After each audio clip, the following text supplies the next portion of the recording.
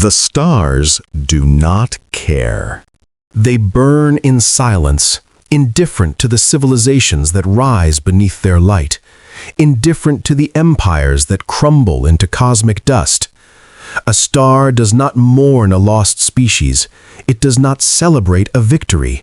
It simply burns and burns and burns until it doesn't.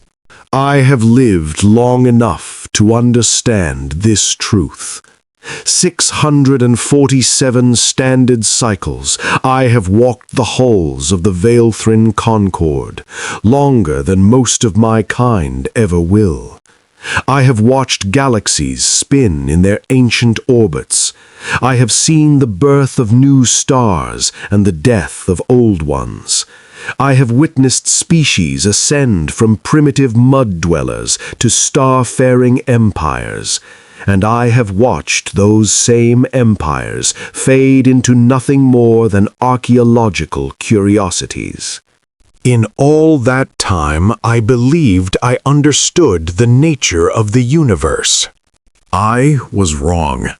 My name is Velkarath, and I am the last surviving member of the Veilthrin High Advisory Council. What that title once meant, the power, the prestige, the weight of 12 billion souls trusting in our wisdom, has become meaningless now. We were the architects of peace for 17,000 years. We negotiated treaties that ended wars before they began. We built relay networks that connected 412 spacefaring civilizations across the galactic arm. And we ignored the threat. It was not arrogance, not entirely. We simply did not believe that anything could move so fast, consume so completely, destroy so absolutely. The Kethvor were anomalies, biological machines from beyond the galactic rim, evolved or engineered in the cold void between galaxies where no reasonable life should exist. When they first appeared, consuming a minor agricultural world in the outer systems, we debated. We debated for 3 months, while they consumed 4 more worlds. We proposed sanctions against species who might have created them. We formed committees. We commissioned studies. We held emergency sessions of the Galactic Assembly that produced nothing but words, words, words. Beautiful speeches about unity and vigilance that dissolved into the vacuum of space, along with the screaming of billions. But I am not here to explain how the Veilthrin Concord fell. You will understand that soon enough. I am here to tell you about the humans. The shuttle that carried me away from the burning remnants of Veltharos Station was small, barely large enough for 30 passengers. There were 114 of us packed inside, pressed together in the dark, listening to our homeworld die through the hull. The sounds were... I still hear them when I close my eyes. The distant thunder of orbital bombardment, the shriek of atmospheric breach alarms, and beneath it all, the low, rumbling groan of a civilization collapsing in on itself. I had never been afraid before that moment, not truly afraid. The Veilthrin do not experience fear the way younger species do. We have evolved beyond such primitive responses, or so we believed. But crammed into that shuttle, with the smell of burnt metal and the taste of recycled air thick in my throat, I understood fear for the first time. We fled toward the only sanctuary left in that sector, a small human station called Armstrong's Reach, located at the edge of their colonial territory. I remember thinking as we approached that it looked almost fragile. The station was functional in design, without the sweeping spires or crystalline architecture that marked Veilthrin construction. It was blocky, utilitarian, covered in sensor arrays and docking ports, and the kind of exposed infrastructure that suggested more concern with function than form. The humans had only been a spacefaring species for 3 centuries. 300 years, barely a heartbeat in cosmic terms. When they first made contact with the Galactic Assembly, we assigned them a provisional observer status and expected nothing more from them for at least a millennium. They were primitive, aggressive, prone to internal conflicts and emotional instability. Their biology was inefficient, short-lived, fragile, dependent on a narrow range of environmental conditions. Their technology was derivative, borrowed or purchased from more advanced species. They controlled perhaps 40 star systems, a tiny pocket of colonized space that barely registered on our charts. We ignored them. We all ignored them. The docking procedure was smooth, at least. As our damaged shuttle limped into the station's bay, I watched through the viewport as human technicians in sealed suits moved with practiced efficiency to secure the vessel. Their movements were calm, methodical. They did not rush, but they wasted no time. The airlock cycled, and the door opened to reveal a human woman standing at the threshold. She was unremarkable by human standards, I would later learn. Medium height, dark hair pulled back from her face, wearing a simple gray uniform without rank insignia or decoration. Her expression was neutral, her posture relaxed. She looked at the 114 refugees crowding the shuttle's interior, at our injuries and our fear and our shattered dignity, and she said, "Welcome to Armstrong's Reach. I'm Commander Elena Vance. Let's get your wounded to medical first." That was all. No speeches about the tragedy we had witnessed. No questions about what had happened or who was responsible. No political maneuvering or demands for information. Just a simple statement of priorities and an invitation to be helped. I did not know what to make of it. The station's medical bay was smaller than I expected, but well-equipped. Human doctors and nurses worked alongside medical drones, treating the wounded with efficient competence. I watched them for some time, refusing treatment for my own minor injuries, studying their movements. They were gentle. That surprised me. I had read reports about human warfare, about their capacity for violence and destruction. Their history was a catalogue of conflicts, revolutions, and atrocities. They had nearly destroyed themselves multiple times before achieving space travel. Nuclear weapons, environmental collapse, artificial intelligence crises. By all accounts, they should have been the most aggressive species in the galaxy. But the hands that treated my wounded colleagues were steady and careful. The voices that spoke to frightened refugees were soft and reassuring. There was no condescension, no impatience, just competence and compassion. Commander Vance found me 3 hours later, standing at a viewport overlooking the station's primary hangar bay. I had been watching human ships come and go, small patrol vessels, cargo shuttles, the occasional larger transport. The traffic had increased noticeably since our arrival. "Counselor Velkorath," she said, approaching from behind, "I hope our facilities meet your needs." "They exceed what we might have expected," I admitted, "given the circumstances." She came to stand beside me at the viewport, her reflection ghostly in the glass. "We've received reports from across the sector. Velthoros wasn't the only world hit tonight." I closed my eyes. How many? 17 confirmed. 3 more unconfirmed. Communications cut before we could verify. 20 worlds. 20 civilizations. Billions of lives. "The Concord," I said. "The Galactic Assembly." "In chaos." Vance's voice was matter-of-fact. "The last communication from Assembly headquarters was 12 hours ago. Since then, nothing. We believe they've been overrun." I felt something cold settle in my chest. The Assembly. 17,000 years of accumulated wisdom, of treaties and traditions and careful diplomacy. gone in a single night.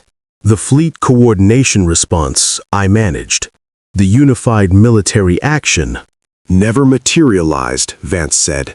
The Thrak Confederacy pulled their ships back to defend their core worlds.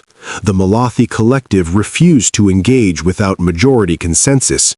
The Yavori Empire declared neutrality and closed their borders. I turned to look at her. Her face was calm, her eyes watchful. She was studying me, I realized, observing my reactions with the same careful attention I had seen in the medical staff. "You knew," I said. "You knew this would happen." "We suspected." "And you said nothing?" She was quiet for a moment. "Counselor, how many times did human representatives petition the Galactic Assembly for inclusion in security planning? How many times did we request integration into the Unified Defense Network?" I did not answer. I knew the number. 14. 14 formal petitions over the past century, each one dismissed by the Advisory Council as premature. Humans were too young, too inexperienced, too unstable for such responsibility. They needed time to mature, to prove themselves worthy of full participation. We had said this while they watched our debates accomplish nothing. While they watched the Kethvor consume world after world. While they watched an ancient, sophisticated civilization drown in its own inefficiency. "We tried to warn you," Vance said softly, "about the threat, about the response gap, about what would happen if the major powers couldn't coordinate quickly enough." "I know. You ignored it." "Yes, the admission tasted like ash. We did." She nodded slowly, then turned back to the viewport. "Our ships are bringing in refugees from across the sector. We've converted 3 cargo stations into emergency shelters. Medical teams are working around the clock." "How many can you accommodate?" "As many as reach us." I studied her profile in the reflected light. "Commander Vance, I must ask directly, what are humanity's intentions?" She turned to look at me, and for the first time I saw something behind that calm facade. Not anger, not triumph, something older and more complex. "We're going to help," she said. "That's what we do." Over the following days, I saw more of Armstrong's reach than any Veilthrin diplomat had ever been permitted to see of a human installation.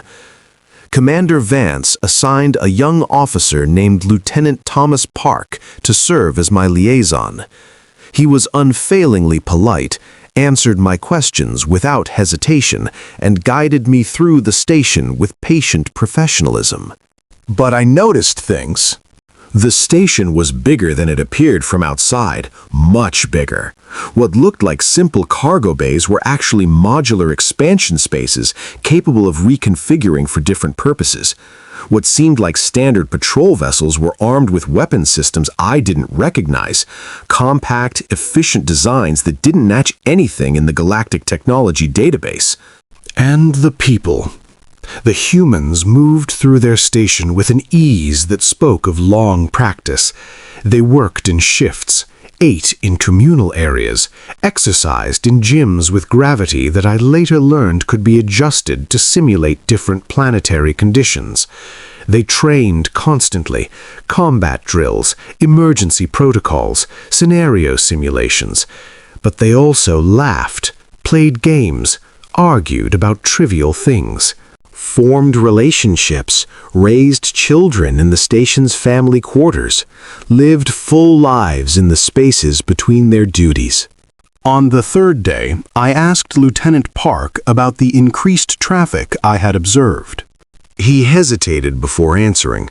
"We're coordinating with our other installations." "For what purpose?" "Logistics, refugee support, resource allocation." His answer was technically accurate, I was certain, but it was not complete. I pressed him. Lieutenant, I have observed a significant increase in military vessel activity, scout ships leaving at regular intervals, communication arrays operating at what appears to be full capacity. These are not the actions of a neutral power providing humanitarian aid. Park's expression remained neutral, but something shifted in his eyes. Counselor, I'm not authorized to discuss operational details. I understand, but I am asking you, as one being to another, what is humanity doing? He was quiet for a long moment. Then he said, "We're preparing." For what? For what needs to happen. I did not press further, but that night, as I lay in the small quarters assigned to me, I found myself unable to sleep. The screams of my dying world still echoed in my memory. The faces of colleagues I would never see again floated behind my closed eyes. And beneath it all, a question I could not silence. What had humanity been doing while we ignored them? The answer began to reveal itself on the 5th day. I was in the station's observation lounge, watching the endless stream of refugee ships approach and dock, when Commander Vance found me again. She looked different than she had on that first night. There were shadows under her eyes, a tension in her shoulders that spoke of insufficient sleep. "Counselor," she said, "I need to speak with you privately." We walked in silence to a small conference room, the door sealing behind us with a soft hiss. Vance activated something on her wrist, and I felt a subtle change in the room's ambience, a dampening field, I realized. Privacy protocols. "What I'm about to tell you," she began, "is not known to the general refugee population. We've kept it contained to avoid panic." I felt my respiratory membranes constrict. What has happened? The Kethvor have broken through the Thalvorn defensive line. Their main swarm is now advancing toward the core systems. At current speed, they will reach the first major population centers in approximately 16 days. I felt the cold return to my chest. The Thalvorn were one of the most powerful military forces in the galaxy. If they had fallen? How many of their ships survived? None. The word hung in the air between us. The Ivori Empire has collapsed their border defenses inward, abandoning everything outside a 40-light-year radius of their homeworld. The Malathi Collective has fractured. 3 of their member states have declared independence and are attempting to negotiate separately with the Kethvor. The negotiations have not gone well. The Kethvor do not negotiate, I said. They consume. We're aware. I looked at her, this human woman who delivered extinction-level news with the same calm she might use to discuss cargo manifests. Commander, why are you telling me this? Because I need something from you. What could I possibly offer? The Concord is destroyed. My authority died with my government. Your authority, maybe, not your knowledge. She leaned forward slightly. Counselor, the Valthrian Concord may be gone, but you personally have 600 years of experience in galactic politics.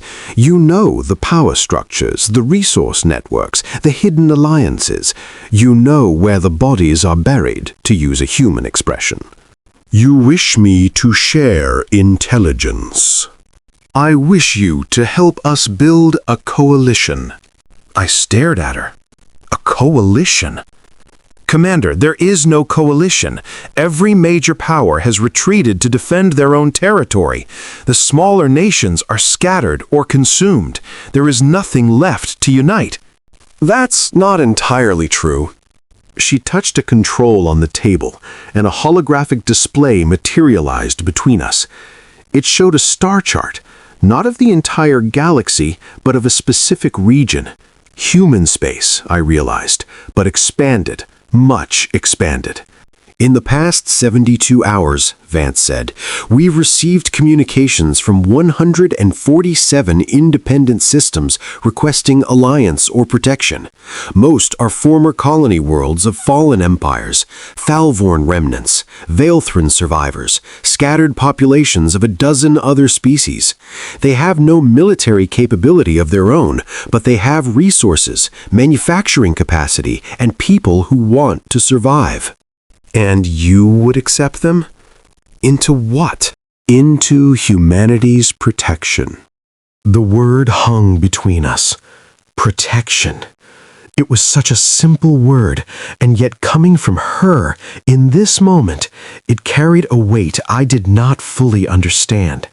Commander, I mean no disrespect, but humanity controls 40 star systems. You have a defensive fleet of perhaps 200 vessels. Against the Kethfor, against a swarm that has consumed empires spanning thousands of worlds. Counselor, her voice was gentle, almost kind. You're basing your assessment on the information the Galactic Assembly had about us. I felt something cold move through my neural pathways. The information was incomplete. Very. She touched another control, and the display shifted. Now it showed something else, a network of lines connecting points of light scattered across an entire sector. Installations, dozens of them, hundreds. This is what humanity actually controls. I could not speak. The Assembly counted our official colonies, the ones we registered and opened to galactic commerce.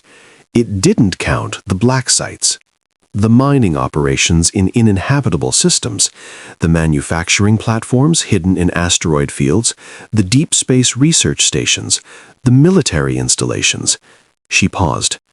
The shipyards. How many ships? I managed. Enough. Commander, I'm not going to give you an exact number, Counselor. Not yet. But I will tell you this. Everything you thought you knew about humanity was what we allowed you to see. I sat in silence, processing what she had said. The implications cascaded through my mind like dominoes falling. If humanity had concealed this capability, if they had hidden an entire infrastructure from the most sophisticated intelligence networks in the galaxy, why, I asked finally, why hide it? Vance's expression shifted. For a moment, I saw something beneath the calm. Old pain, old anger, carefully controlled. Because we knew what happens to young species that show too much potential too quickly, she said. We studied our history. We studied galactic history.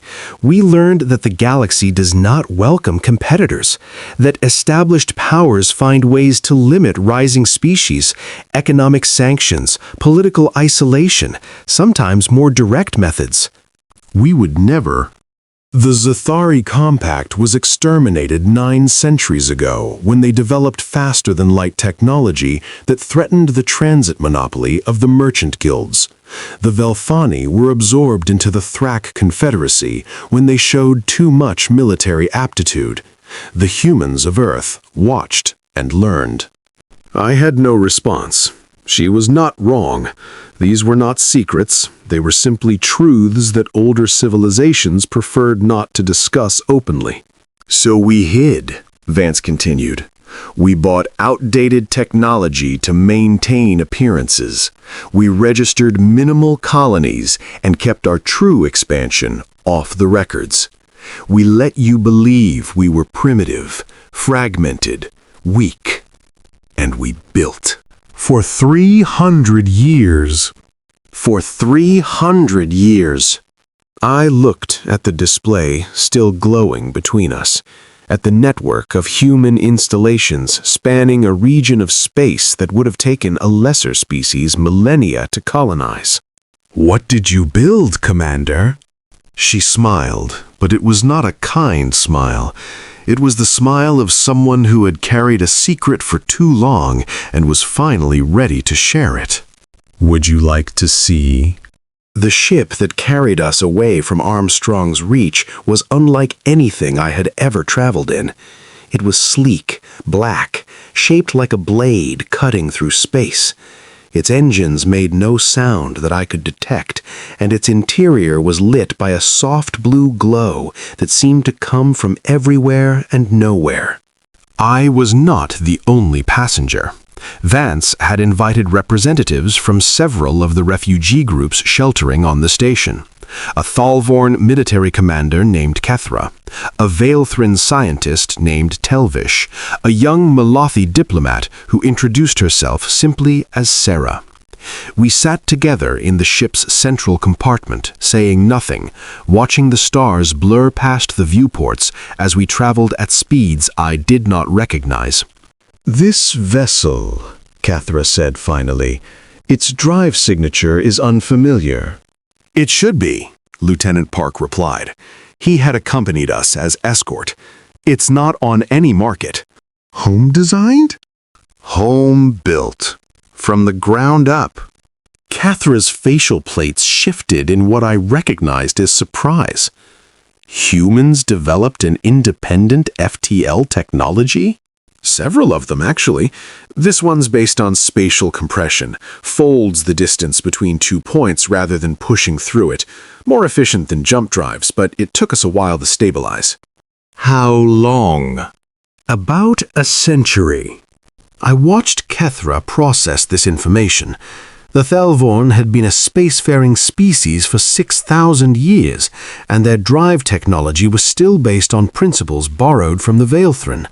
The idea that humanity had surpassed them in 3 centuries was clearly difficult to accept. The journey lasted 4 hours. When we finally emerged from the strange compression field that had surrounded the ship, I found myself looking at something I could not immediately comprehend. It was a construct. A station, I supposed, though that word felt inadequate. It hung in space like a small moon, bristling with structures and towers and the unmistakable forms of docked ships, thousands of them, no, tens of thousands, fleets arranged in geometric patterns around the central mass, like a swarm of insects attending to their queen. "This is Prometheus Station," Vance said. "Central Command for the Solar Defense Initiative." I heard Telvish make a small sound of shock beside me. Sarah was motionless, her facial membrane paled to near transparency, a sign of extreme emotion in Malathi. "How?" Kethra's voice was barely a whisper. "How is this possible? We monitored your space, our intelligence networks." "Your intelligence networks saw what we wanted them to see," Vance replied. "Prometheus Station is located in a system we designated as uninhabitable due to stellar instability. Your surveys never looked closely." "But the construction," Telvish said. "The resources required." "Asteroid mining, ice processing, in situ manufacturing. We've been building for 12 generations." I counted the ships visible from our approach vector, stopped counting after the numbers became meaningless. "You could have challenged any power in the galaxy," I said quietly.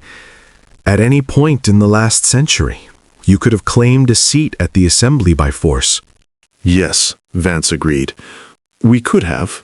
"Why didn't you?" She was quiet for a moment. When she spoke, her voice carried a weight that surprised me. "Because we didn't want to be what the galaxy expected us to be." We docked at Prometheus Station and were escorted through corridors filled with purposeful activity. Human personnel moved past us without staring, absorbed in their duties. But I noticed that everyone we passed wore the same expression: calm determination. No panic, no fear, just the focused intensity of people who knew exactly what they were doing. The briefing room Vance brought us to was already occupied. 36 individuals sat around a curved table. Humans, all of them, dressed in various uniforms and civilian clothing. Some wore military insignia I didn't recognize, others had the look of scientists or engineers. At the head of the table sat an older human man with silver hair and tired eyes. Fleet Admiral Harrison Chen, Vance introduced him, commander of Combined Solar Forces. Chen stood and offered a gesture of greeting that I recognized as adapted from Valthrin formal protocol. He had studied our customs, I realized, prepared for this moment. Counselor Velkarath, Commander Kethra, Dr. Telvish, Diplomat Sarah, thank you for coming. His voice was deep and measured. I wish we were meeting under better circumstances. Admiral Chen, Kethra said, Commander Vance has shown us things that challenge everything we believed about your species. But I must ask the question that burns in all of us. Why reveal this now? Why show us your strength when you have spent centuries concealing it? Chen sat back in his chair. Because we need your help. The silence that followed was thick with confusion. Our help? Telvish asked. Admiral, you appear to command a force larger than anything the Galactic Assembly could have mustered at its height. What could we possibly offer you? Knowledge, Chen said. Experience. The HFY have been attacking civilizations that have encountered them before. You've studied them, fought them, lost to them, yes, but you learned things in the process. Intelligence on their swarm behavior, their attack patterns, their vulnerabilities, if any exist. We need everything you have. I leaned forward. You intend to fight them. I intend to stop them. Admiral, the HFY have destroyed everything they have encountered. 17,000 years of Valthrin civilization, 6,000 years of Thalvorn military might, all swept aside in weeks. What makes you believe humanity can succeed where we failed? Chen's expression didn't change, but something shifted in his eyes. Do you know how many extinction-level events humanity has survived, Counselor? I did not answer. 17. Ice ages, asteroid impacts, supervolcanic eruptions, pandemics, self-inflicted nuclear crises. For 300,000 years, our species has teetered on the edge of oblivion again and again and again, and every single time we have found a way to survive. Not because we were stronger or smarter or luckier than the threats we faced, but because we refused to accept that survival was impossible. He stood, and the holographic display in the center of the table activated, showing a tactical map of the advancing HFY swarm. The Valthrin response to the HFY was to debate. The Thalvorn response was to meet them in conventional battle. The Malathi response was to attempt negotiation. Every strategy employed against these creatures has been based on the assumption that they operate according to familiar principles of warfare or diplomacy. They do not, Kethra said bitterly. They're not a civilization. They're a force of nature. Exactly, Chen smiled thinly. And humanity has been fighting forces of nature since before we had fire.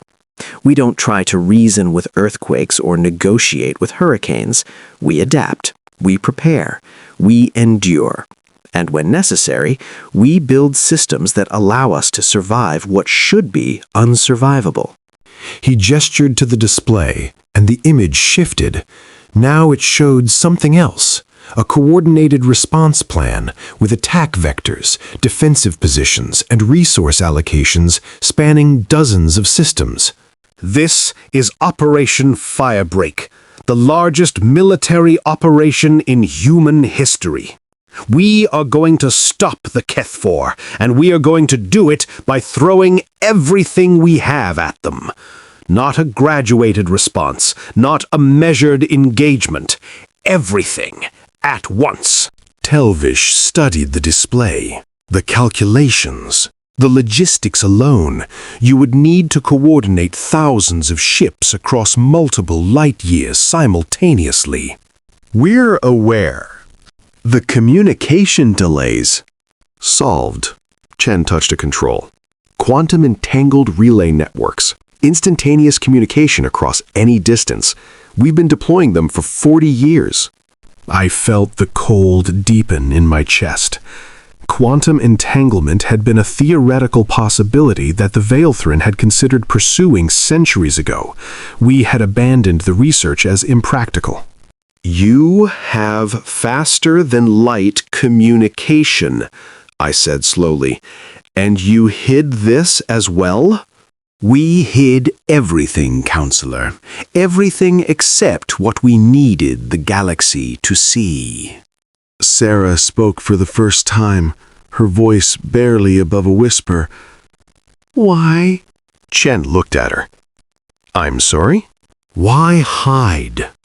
You had the power to claim a place at the table, to influence galactic politics, to reshape the balance of power.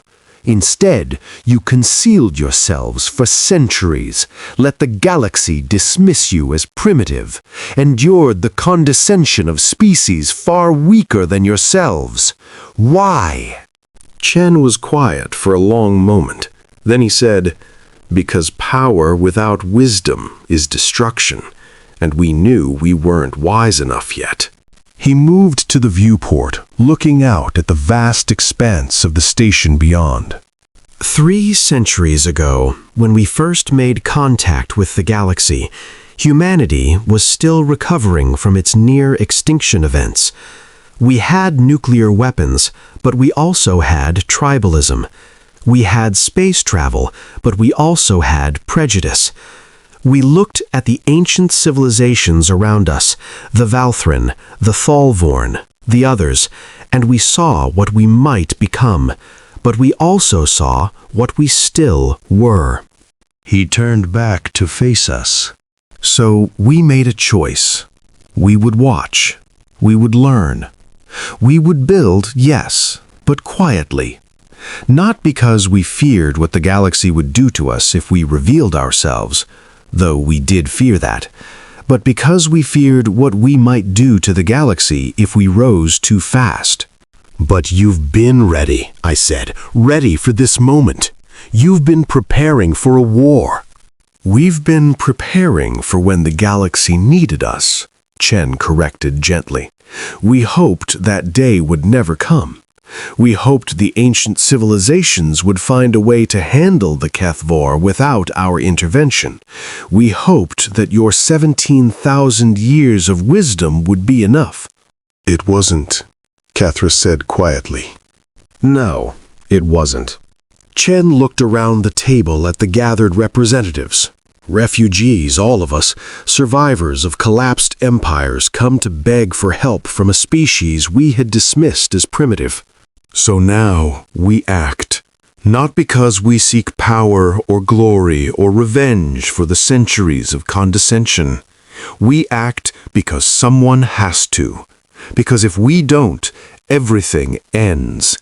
And we have learned over 300,000 years of existence that sometimes the universe does not care about fairness or precedence or who deserves to lead.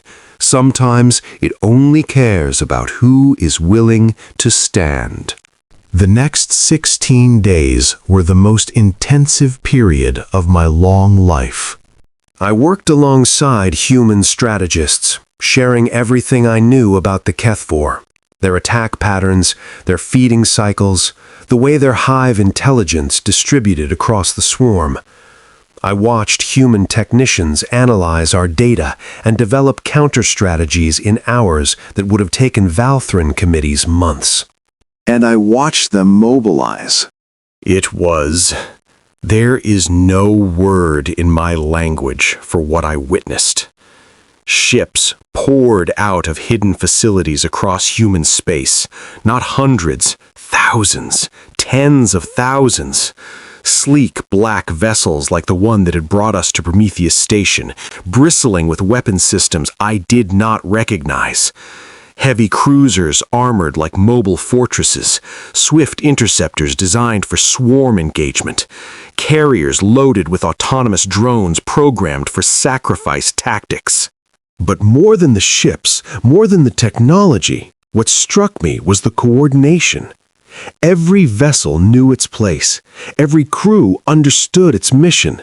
There was no confusion, no argument, no petty territorial disputes about who would lead or where resources should be allocated. Humanity moved as one organism, every part aligned toward a single purpose.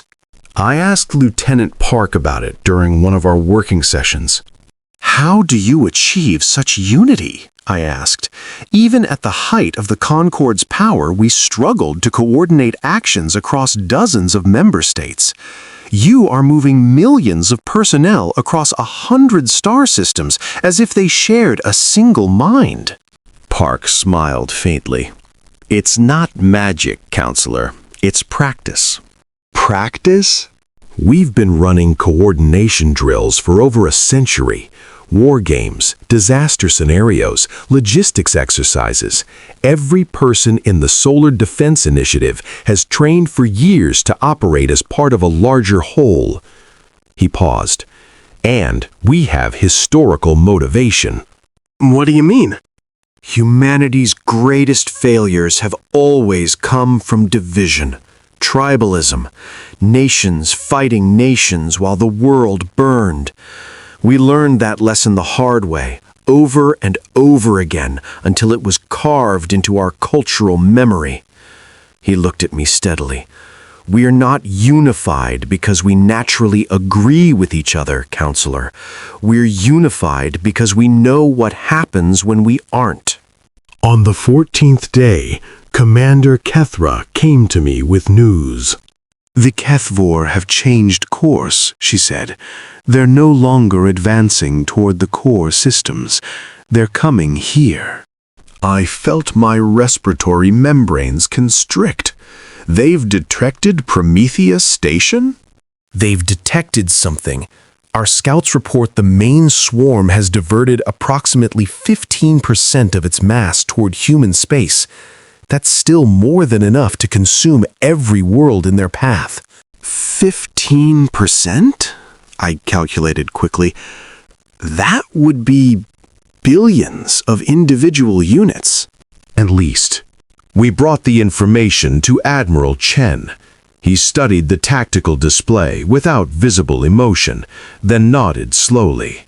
"Earlier than we'd hoped," he said, "but not unexpected. The Kethvor are predators. They go where they sense prey." "Admiral, if they've detected your concentration of ships—" "They've detected prey," Chen repeated, "which is exactly what we wanted." I stared at him. "You planned this?" "We hoped for it." He turned to face me, and I saw something in his eyes that I had not seen before. Not fear, not aggression. Satisfaction. The Kethvor are dangerous because they're diffuse. They spread across space like a plague, consuming everything in their path. Individual engagements have failed because there was never enough force concentrated in one place to meaningfully damage the swarm as a whole. "So you're concentrating them," Kethra said slowly. "Drawing them to a single location. We are giving them a target too tempting to resist. The largest gathering of prey in the galaxy. And when they arrive..." He didn't finish the sentence. He didn't need to. "You're gambling everything," I said. "If your defense fails..." "Then it fails," Chen said simply. "And humanity ends along with everyone else. But we've been preparing for this moment for 100 years, Counselor. We've run the simulations 1,000,000 times. We've built weapons specifically designed to fight swarm intelligences. We've developed tactics, trained personnel, positioned resources. This isn't a gamble, it's a calculation." "War is never a calculation," Kethra said. "I have fought 100 battles, Admiral. I have seen plans fail and strategies crumple. There is always chaos." "Yes," Chen agreed. There is always chaos, and humanity has gotten very, very good at operating within it. The HFY arrived 2 days later. I watched from the observation deck of Prometheus Station as the swarm emerged from faster-than-light transit, a wall of darkness blotting out the stars. The reports had prepared me for their numbers, but nothing could have truly prepared me for the sight of billions of individual organisms moving in terrible synchronization across the void. They were beautiful in their way. Each unit was biomechanical perfection, engines and sensors and weapon systems grown rather than manufactured, assembled by an intelligence older than most civilizations in the galaxy. They moved like a single creature, flowing around obstacles, adapting to terrain, hunting with an efficiency that no artificial intelligence had ever matched. And they were coming for us. The human fleet was arrayed in concentric rings around Prometheus Station, tens of thousands of vessels, from massive dreadnoughts to swift interceptors, positioned according to a plan I had helped develop but did not fully understand. In the center of the formation, surrounded by defensive screens, the station itself pulsed with power. I was not on the station when the battle began. Commander Vance had evacuated all non-essential personnel to a secure location in a nearby system, but we had real-time feeds through the quantum relay network, and I watched every moment. The humans did not wait for the swarm to reach them. At a distance of 30,000 kilometers, the first wave of interceptors engaged. They were piloted by volunteer crews, human soldiers who knew the odds of survival were minimal, who flew into the swarm anyway because someone had to be first. They did not fight like Falcorn warriors, seeking glory in individual combat. They did not fight like Veilthrin defenders, trying to protect specific positions or retreat in good order. They fought like water, flowing, adapting, breaking apart and reforming. When individual ships were overwhelmed, the others adjusted. When gaps appeared in the swarm, they exploited them instantly. When unexpected formations emerged, they developed counter-tactics in real time. And they died. Hundreds of them in the first hour, thousands by the end of the second. But for every human ship destroyed, dozens of HFY units were eliminated. The exchange rate was brutal, but it was not one-sided. The second wave engaged when the first fell back. Fresh ships, fresh crews, taking up positions with seamless precision while their predecessors retreated to regroup. The HFY pressed forward, consuming the void between them and the station, but they were slower now, damaged, confused by opponents who did not behave according to any pattern they had encountered before. By the 5th hour, I had stopped counting losses. Both sides were bleeding, but the HFY were bleeding more. Their synchronization was disrupted. Individual units began acting erratically, cut off from the hive intelligence that guided them. The swarm that had consumed ancient empires was fragmenting under pressure it had never experienced. And then the station fired. I do not know how to describe the weapon. The humans called it the Prometheus Array, a focused energy system that had taken 50 years to develop and had never been tested at full power. It channeled the output of an artificial stellar mass into a coherent beam and directed it at the center of the HFY swarm. The effect was instantaneous. A section of the swarm, millions of units, perhaps billions, simply ceased to exist.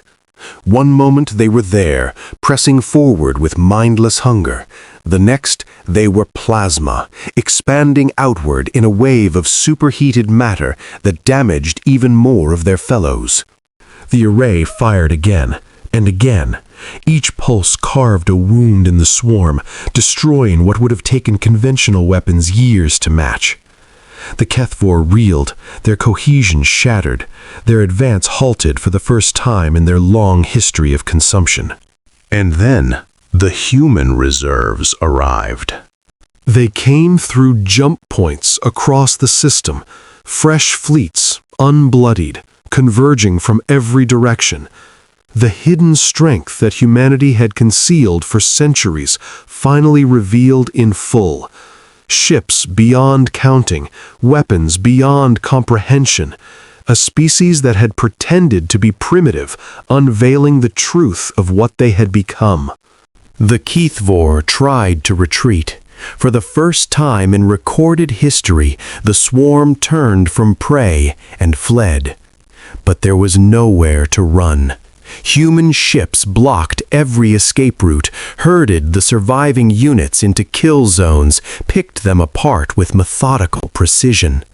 It took 3 more hours to finish. By the end, the section of the HFY swarm that had come to consume humanity was gone. Not defeated, gone. Eliminated so completely that not even the biomechanical components remained. When the final count came through, I learned that humanity had lost 43,000 ships and nearly 800,000 personnel. They called it a victory. I returned to Prometheus Station a week later. The battle damage had already been repaired. Human maintenance crews worked with the same tireless efficiency they brought to everything, but the cost was visible in other ways. Memorial services filled the station's common areas, names scrolled across display screens, the dead honored by the living. Admiral Chen was waiting for me in his office. He looked older than he had before the battle, more tired, but his eyes were still calm. Counselor, thank you for calling. Thank you for inviting me. I hesitated. I wish to offer my respects for your losses. Our losses. Chen smiled faintly. They're everyone's losses now, Counselor. Thalvorn, Veilthrin, Malathi. We're all in this together. I nodded slowly. The coalition you mentioned, it's growing faster than we expected. The surviving powers are reaching out, requesting alliance, offering integration. The victory here, it changed things. You demonstrated that the HFY can be stopped. We demonstrated that the galaxy can be defended if we work together. I was quiet for a moment, processing what he had said. Admiral, I must ask you something. Something that has troubled me since this began. Of course. You knew for years that this day would come, that the HFY or something like them would eventually threaten the galaxy, that the ancient powers would fail to respond adequately. You prepared in secret because you believed we would not listen. And you were right. We did not listen. I looked at him steadily. Are you angry? Do you hate us for dismissing you? For ignoring your warnings while we debated and dithered and let billions die? Chen was quiet for a long time. When he finally spoke, his voice was soft. Counselor, I'm going to tell you something that most humans understand instinctively, but that older civilizations sometimes forget. Anger is a luxury. Hatred is a waste of energy. They feel satisfying in the moment, but they don't build anything. They don't save anyone. They don't solve problems. He moved to the viewport, looking out at the endless stars. Do I wish you had listened? Yes. Do I wish the Veilthrin and the Thalvorn and all the other ancient powers had taken the threat seriously when there was still time for a unified response? Of course. But wishing doesn't change history. The only thing we can do, the only thing that has ever mattered, is decide what we do next. He turned back to face me. You ignored the threat, that's true. But we, Earth, humanity, we chose to act anyway. Not because we were obligated to, not because we wanted glory or revenge, but because acting was the right thing to do. Because we had the power to help, and using that power was the only moral choice available to us. I felt something shift within me, some old certainty dissolving, replaced by something new and frightening and humbling. "You are very different from what we believed," I said quietly. "We're exactly what we've always been, Counselor. You just never took the time to look closely." The war continued. The main Kethvor swarm still existed, vast beyond comprehension, spreading through the galaxy like a plague of hunger. But it was no longer unstoppable. Humanity's victory at Prometheus Station proved that the creatures could be defeated, and that proof rippled outward like a shockwave. The coalition grew.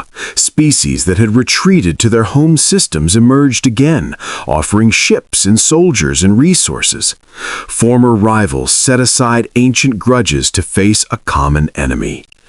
The survivors of the great empires, Valthran, Falvorn, Malathi, and dozens of others, found themselves working alongside humans, learning their tactics, adapting their strategies.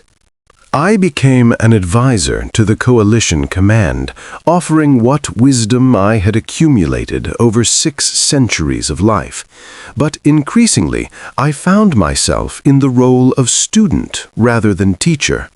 The humans had developed approaches to warfare, to logistics, to social organization that I had never imagined. Approaches born from their long history of struggle, refined by centuries of hidden preparation. And they were patient, so patient. They did not demand submission or tribute or acknowledgement of their superiority. They asked only for cooperation, for the chance to work together toward a common goal.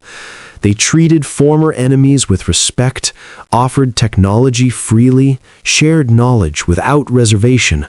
It was not what I had expected from the species we had dismissed as aggressive and primitive. 6 months after the Battle of Prometheus Station, I found myself standing with Commander Vance on the observation deck of a new installation, a joint Velthrin human facility that had been constructed in the ruins of my former homeworld. The Kethvor had been driven back from the system, and reconstruction had begun. "It looks different," Vance said, studying the planet below. "The orbital patterns, I mean. The debris clouds." "It will take centuries to restore what was lost," I replied. "If we ever can." "We can," she smiled faintly. "Humans have rebuilt cities, nations, civilizations from the ashes. It takes time, but it can be done." I turned to look at her. "Commander, may I ask you a personal question?" "Of course." "When you first met us, my people, the refugees from the shuttle, what did you see?" She was quiet for a moment, considering the question. "I saw people who were scared and hurting, people who had lost everything they understood about the universe and were desperately trying to make sense of what remained." "Nothing more?" "What more should I have seen? We had dismissed your species for 3 centuries, patronized you, condescended to you, blocked your petitions, ignored your warnings, treated you as children playing at civilization." "I know. And yet you helped us anyway, without hesitation, without resentment. Why?" Vance turned to face me fully. In the light from the wounded planet below, her features were soft, almost kind. "Counselor, when I was a child, I learned a story about my ancestors. 3,000 years ago, a group of humans were fleeing a disaster, a flood, a war, something terrible. They came to a river they couldn't cross and found a stranger already there, a member of a hostile tribe, someone they had fought and killed and been killed by for generations. But the stranger had a boat, and instead of attacking them or abandoning them, the stranger helped them cross the river, saved their lives, carried their children to safety." Why? Because that's what you do. When someone is drowning, you don't check their tribal affiliation before you pull them out. When someone is starving, you don't ask their political opinions before you share your food. When the universe is cruel and cold and indifferent, the only thing that matters is the choice you make in the moment, the choice to help or to turn away. She looked back at the planet below. You ignored the threat, Counselor. Your people, the Assembly, the ancient powers, you all ignored what was coming because it was easier to debate than to act. But Earth didn't ignore it. We saw the same warning signs you saw, and we chose to prepare, to build, to be ready. And now you are the most powerful force in the galaxy. Now we are one part of a coalition fighting to save what remains. She shook her head. Power isn't the point, Counselor. It never was. The point is what you do with it. The point is whether you use your strength to help or to harm, to protect or to conquer. Most species, when they achieve such power, become tyrants. Most species haven't spent 300,000 years learning the hard way that tyranny always fails. She smiled again, but it was a sad smile. We've had our tyrants, Counselor. We've had our empires and our atrocities and our moments of terrible cruelty. But we've also had people who stood against those things, who fought and bled and died to prove that there was a better way. And slowly, painfully, over millennia, we learned. Learned what? That the only true strength is the kind that lifts others up. That the only lasting legacy is the good you do for those who cannot help themselves. That the universe is vast and cold and indifferent, but we don't have to be. I felt something wet on my facial membrane. Tears, I realized. I had not cried since I was a juvenile. I believed we were the wise ones, I said quietly. 17,000 years of civilization. We believed we had transcended the primitive drives that plague younger species. But when the crisis came, we debated while billions died. And you, the primitives, the children, the species we barely acknowledged, you alone prepared. You alone acted. Vance placed a hand on my shoulder. The gesture was strange. Humans touched each other casually in ways that Veilthrin did not, but there was comfort in it. You're not alone anymore, she said. None of us are. The galaxy is broken, but it can be rebuilt. Better than before, wiser than before. How can you be so certain? Because we're going to do it together. I looked out at the stars, the same stars that had burned in indifference for billions of years. The same stars that had watched civilizations rise and fall without care or concern. They were still burning. They would still be burning long after all of us were gone, after the Kethvor were a distant memory, after the coalition we were building had become another layer in the geological strata of cosmic history. But in this moment, in this small window of time, we had a chance to prove that the universe's indifference did not require our own, a chance to show that some species, forged in fire and hardship and endless struggle, could choose to be more than the cold equations of survival. Humanity had made that choice, not because they were perfect, not because they were superior, but because they had learned through suffering what it meant to help someone who could not help themselves. They ignored the threat. The ancient powers, the wise civilizations, the 17,000-year empires, they all ignored what was coming. They debated while worlds burned. They negotiated while billions screamed. They retreated behind their borders and hoped the storm would pass them by. But Earth acted.